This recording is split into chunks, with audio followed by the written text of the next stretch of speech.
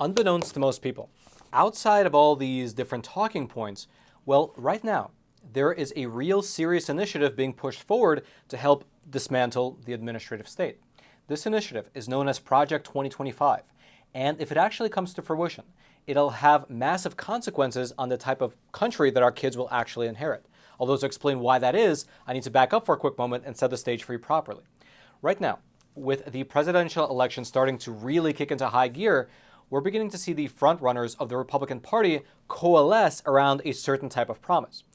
That's because whether it's President Trump, Governor DeSantis, or Vivek Ramaswamy, the current three frontrunners, they have all, in some way, shape, or form, promised to gut the deep state, otherwise known as the administrative state. And as a campaign promise, that's all well and good. Many people across the country support it. However, let's just assume for a super quick moment that a Republican candidate does go on to win the general election and becomes the 47th president of the country. Then what? Simply winning the White House does not necessarily mean that there will be broad changes to administrative policies, especially when you have an entrenched bureaucracy numbering in the hundreds of thousands that has formed over the last 100 plus years. And this administrative state, it has a clear liberal slant. In fact, according to data from the Federal Elections Commission, quote, a stunning 95% of political donations from federal employees went to Democratic liberal candidates. 95%. And so, with the massive growth of the federal government over the past 100 plus years, this has resulted in what some people refer to as the fourth branch of government, the bureaucratic branch, which is now dominated by liberal ideology. And this branch is large. Here's in fact how it's described over in the pages of the National Affairs magazine. Quote, it is fitting that we refer to the administrative state as a state, for it has become a sovereign power unto itself, an imperium in imperio regulating virtually every dimension of our lives. Its nearly 450 agencies are manned by legions of bureaucrats, now numbering almost 2.7 million.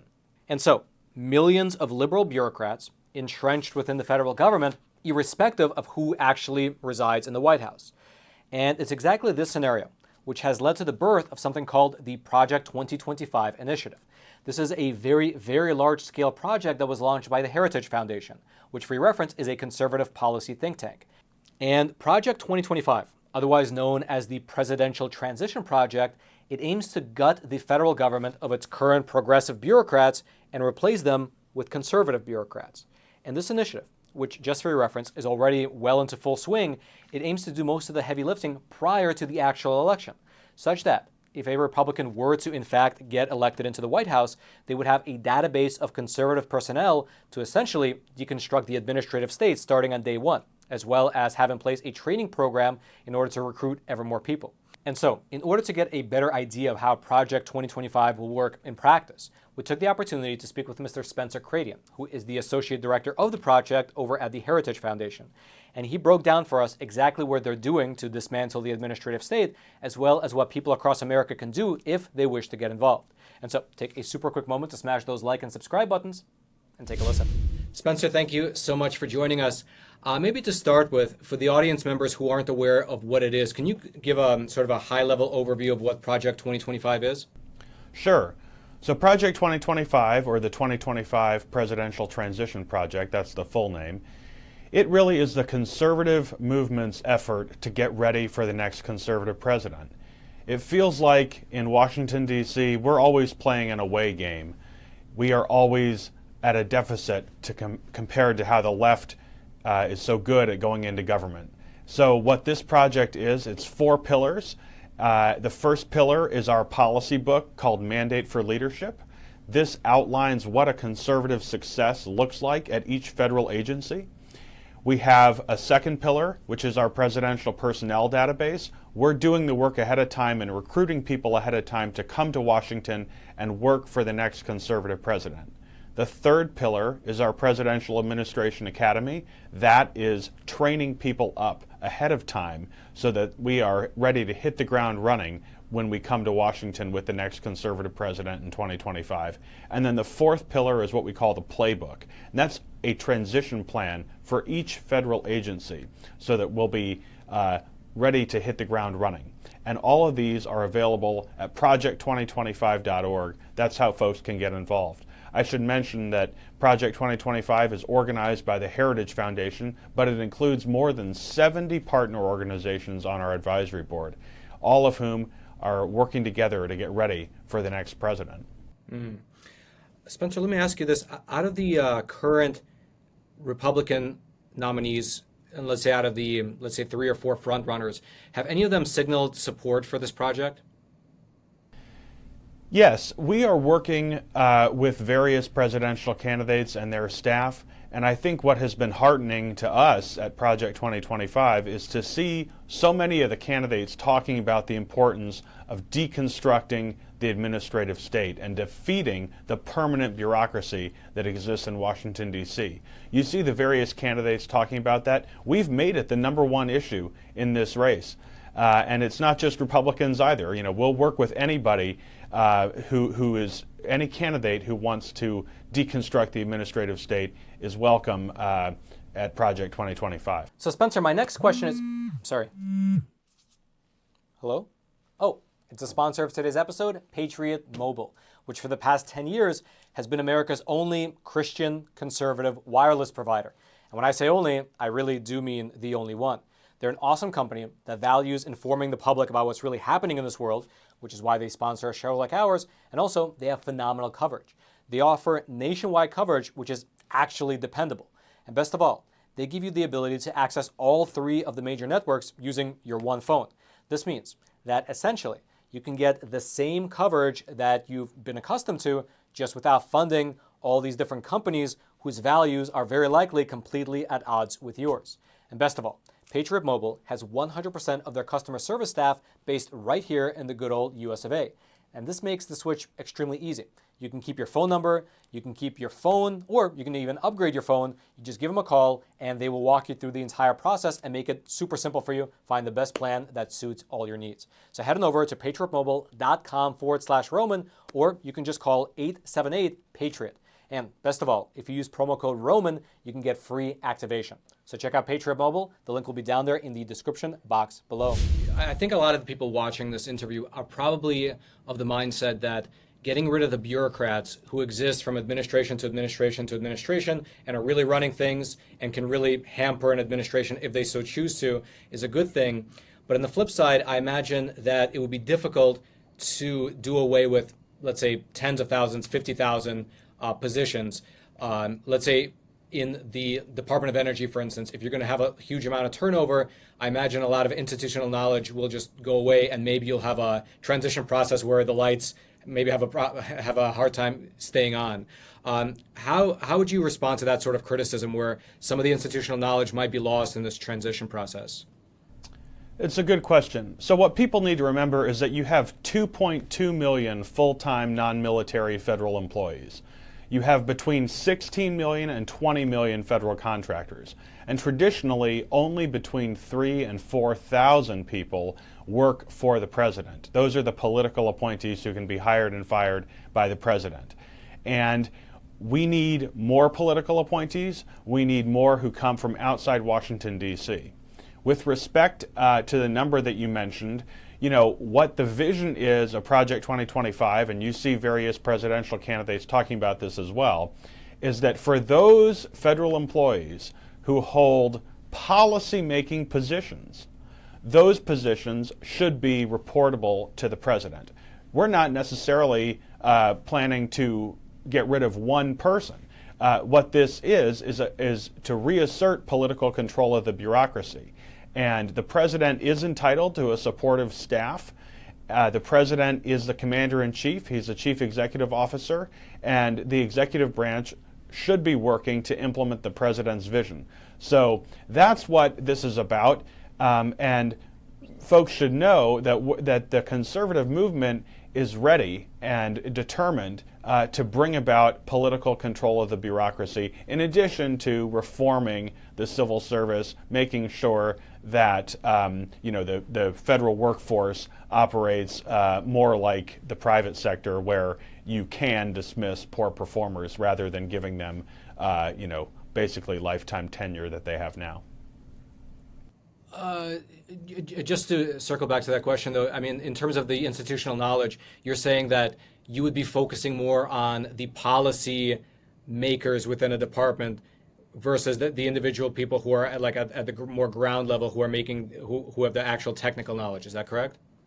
That's right. I mean, we need institutional knowledge within the bureaucracy. In fact, we've had many current federal employees, reach out to Project 2025 to help us, which we really appreciate. And we appreciate the good work that many federal civil servants do each day. Schedule F, which has been talked about a lot in the media, is something that would make it so that if you hold a policy-making position, that becomes a position that is reportable to the president. That's the way it was always supposed to be. What we have now, what the bureaucracy has become, is an unaccountable fourth branch of the government that is impervious to election results, and conservative presidents have a tough time navigating it. So that's what we're trying to address. So you mentioned earlier that you have a presidential personnel database. How many people do you already have? We have more than the traditional number of political appointees in Washington. That's that 3,000 to 4,000 that I mentioned. We're getting more every day.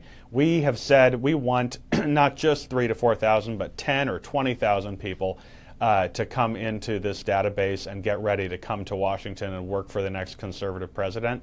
And it continues to grow every day. We're taking our project on the road. We're visiting people where they are. Last month we were at the Iowa State Fair. We've been to a couple colleges and universities,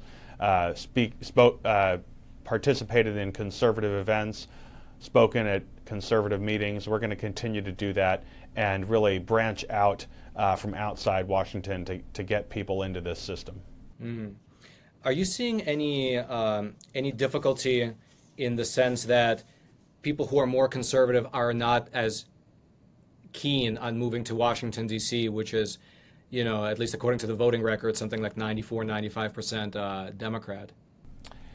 You have identified a significant problem, and that is that the politics of the D.C. area are not favorable to us. That's why it always feels like we're playing an away game.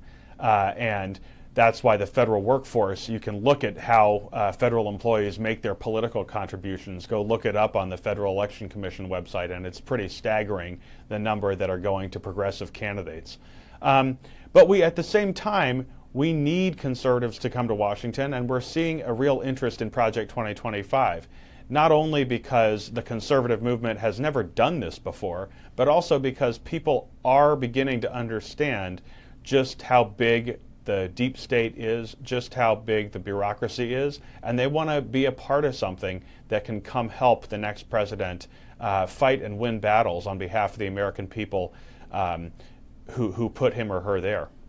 Mm. And in terms of the academy that you have, this is something that you do online. You don't have to travel to Washington, D.C. It's something that you're sort of preemptively doing. Is it sort of an online academy? Yes, it is. It's at project2025.org. You can click on training and apply. It only takes a few minutes. And what we're doing is we're hosting lectures, online courses for people who want to come to Washington or who are just interested in what it's like to work for the president, what the political hiring process is like, where are your kids going to go to school in Washington, D.C. We've got 17 lectures, 17 courses that are currently live. We have more than 40 that will be live by the end of 2023. And then we do hope to move to hosting some in-person ones in 2024. But anyone is welcome. It's project2025.org.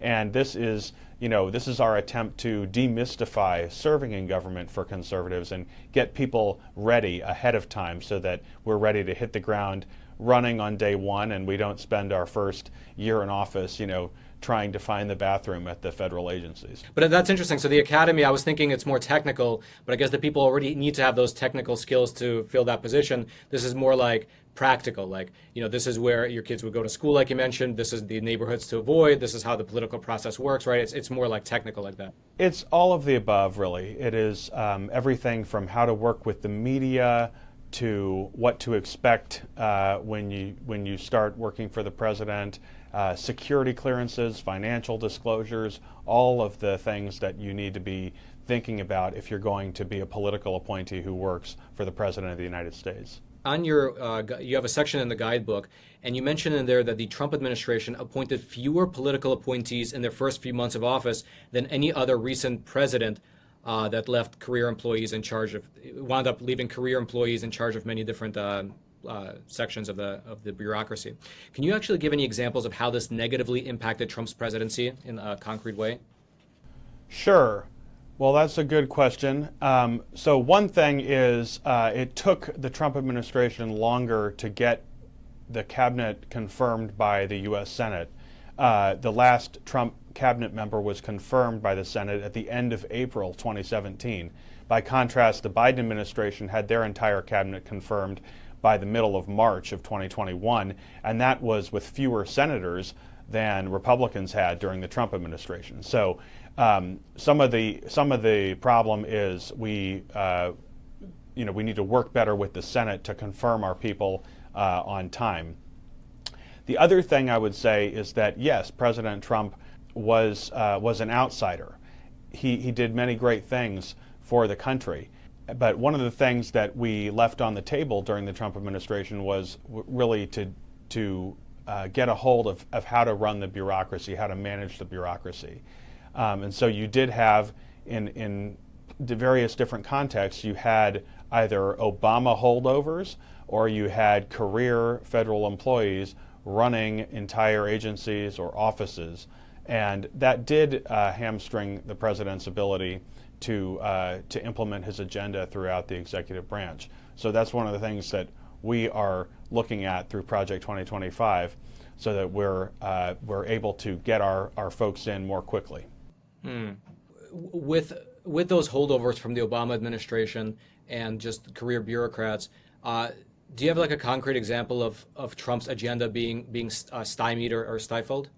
Sure. Well, you could look at the first 10 days of the Trump administration when Sally Yates was the acting attorney general. She was the Obama deputy attorney general, and she publicly humiliated the president and refused to defend a lawful executive order in court. And that was an early sign of how tough the resistance was going to be within the deep state. If you'd like to learn more about Project 2025, I'll throw some resources down into the description box below this video for you to peruse at your own leisure.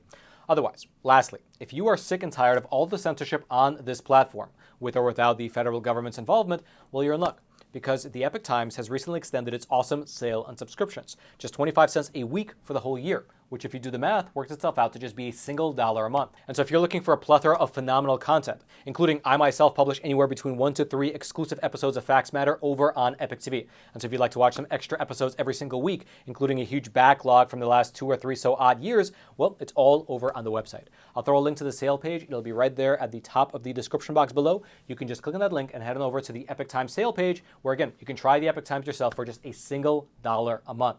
You can cancel anytime, but I'm sure that you won't. I'm sure that you'll love it and be a subscriber for a long, long, long time to come. And so again, that link is right there at the top of the description box. I hope you click on it, and I hope that you join us over at the Epoch Times.